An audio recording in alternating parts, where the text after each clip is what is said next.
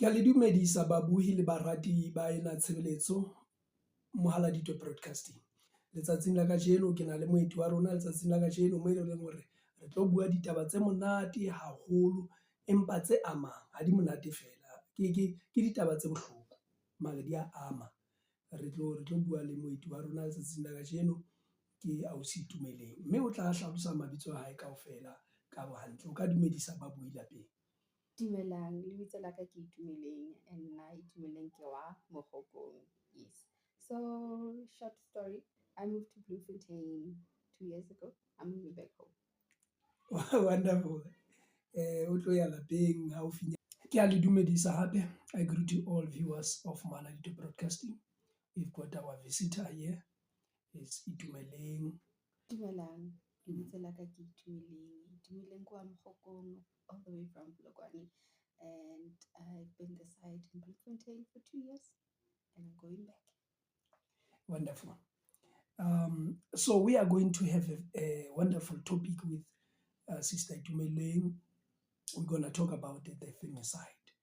There are these things that men are killing women and partners are killing one another, or sometimes people are taken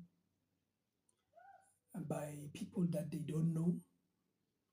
And then that is all what we're going to talk about today. So without further ado, we will go exactly to that point. I want to know, our sister, that how does this thing affect you as women, even though it didn't happen to anyone that is closer maybe to you, but how does it affect? So what I can say is that this makes me feel unsafe, even in my own home, which is really it makes it uncomfortable. And just a couple of days back, I was writing that, as a lady here in South Africa, we are lucky to be alive. Lucky, not even a blessing. We are lucky because somebody did not unalive us already. So I feel fear constantly and unsafe. So now, what will you say to men in South Africa or to the South Africans as a whole?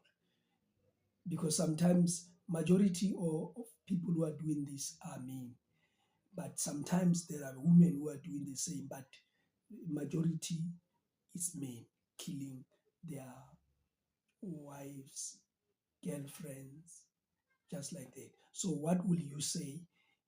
They are listening to you. South Africa is hearing you, is looking at you, watching you now. Yes. What will you say? Not in my opinion, and I feel besides stop it. What I kind of feel is why we need to understand why this is actually happening. It's prevalent. It's like nationwide. We need to come to the root cause. And as I was talking about this in the previous weeks, I was saying really we need God, because I don't know. I don't even know what to say to the government to actually fix it. I just know that something needs to be done because we cannot continue like this. According to you, where did South Africa miss the point? That is a very good question. Like, where did we get it wrong? Yes. And something that we should actually look into.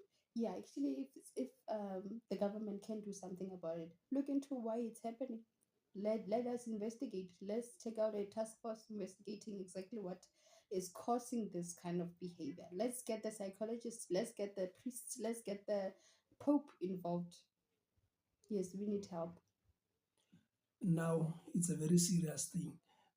You can like and subscribe with Mohaladitwe Broadcasting and comment underneath the video here. The point is, I can see, I can even see you in your face, how serious this thing is, how concerning this thing is. So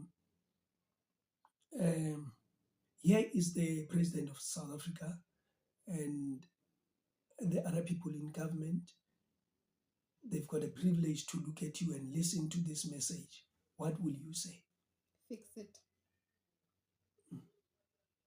Fix it, because really, how long has this been going on? Are we gonna continue handling it case by case, or are we gonna start bringing all these things together and look at it, look deep inside it, and let's see where we went wrong as a nation? Was it the upbringing? And if it's that, how do we fix it? Because I think it's continue to happen because we don't know the root cause. We don't know what is at the root, at the basis of this thing. We need prayers, guys. Again, South Africa, you need to come back to God. South Africa used to be called a Christian country, but after 1994, they started taking all the beliefs. Recently, I was listening to a certain radio station that the belief of witches, baloi, ba bua mo radio more tumelo ya rona ke a boloi, and then others were saying tumelo ya rona ke a bokreste, ba bang Buddhism, ba bang Christianity and Muslim. But I was concerned about this person a tlang ka taba boloi ya fuweng platform. He was talking on how they operate. Yes, even calling the presenter saying, you can come, we will show you.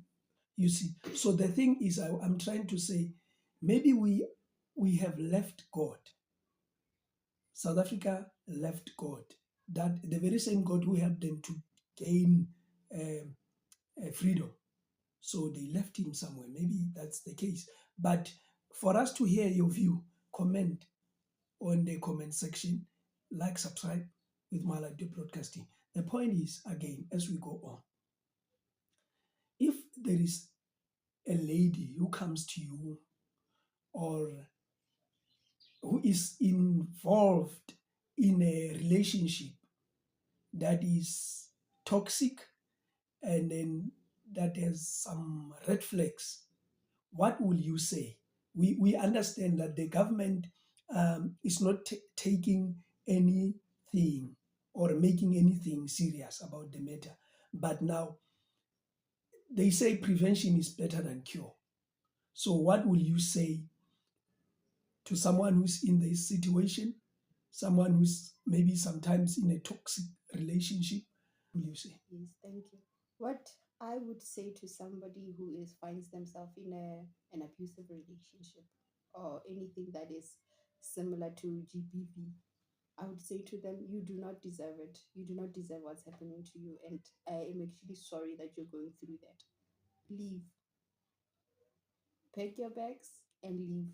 Call the police, call your uncles, and just get yourself protected, girl. That's what I can say to them. Because really, nobody deserves to die but nobody deserves to die because they're a woman. Yeah, it's touching, really touching. It's really touching South Africans. We would like to hear your views. And then our second part of this same topic, we will involve social workers. We will also involve some of the government people. I remember the EFF wanted to be part, and then the DA also wanted to be part. And we think it will be on the second session. So that is the main thing. So what will be your final words as we are going to close the show? Final words. Guys, let's stop looking away. Let's stop saying it's not our problem. Or let's stop saying actually, that's not gonna fly anymore. It's not gonna work. It's not gonna keep our women safe. Let's do something. Let's step in. Thank you. Thank you very much. Can we come up with solution? Can you come up and let's say comment, and maybe your comments will really come up with solution in South Africa, because this is really, really, really a serious case. So we like to say, please take responsibility. Let's take care of one another. And we will also want to say to our sister who have been in the City of Roses, the center city of South Africa, for 2 years, go well, farewell, and God keep you, and greet everyone that we know in Polokwane, and we know that they are also looking at this, and we are saying we love you all. God bless you. Like and subscribe with Mohaladitwe Broadcasting. You can see I'm so down. I'm so down because really some of the topics that we have been talking about here are very touching, very, very touching. And I've been also touched by when I asked my sister to say, what will you say to the president? And then short said, solve it, solve it. So our premiers, our president, please do something about this. Do something. In other countries, you'll never see what is happening in South Africa. In South Africa, whatever you are doing, wherever it is good, if it is good, it is good. If it is bad, it is bad. There are no consequences of anything that people are doing in our country. So if we are not going to stand up as South Africans, then the same as the youth of 1976, when they were standing up fighting for Africans, that they will never be taught by Africans in all subjects. That is the same thing that South Africa need to do about this femicide. We thank you and we love you all. God bless you.